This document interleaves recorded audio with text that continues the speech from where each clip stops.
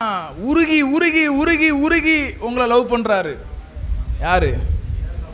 நீங்க யாரெல்லாம் நினைச்சீங்களோ உருகி உருகி என்ன செய்யறாரு?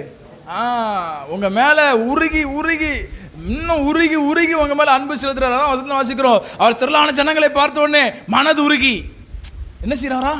திரளான கூட்டத்தை பார்த்து அவருக்கு என்ன செய்தான்?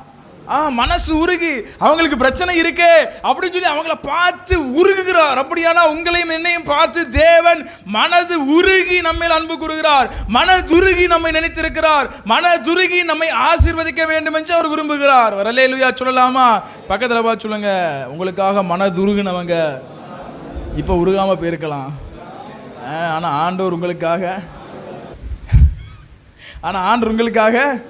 உருகிட்டே தான் இருக்காரு. வசனத்தில் வாசிக்கிறோம், மலைகள் விலகினாலும் பர்வதங்கள் நிலை பெயர்ந்தாலும் என் கிருபை உன்னை விட்டு விலகாமலும் என் சமாதானத்தின் உடன்படிக்கை நிலை பெயராமலும் இருக்கும் என்று உன்மேல் மனது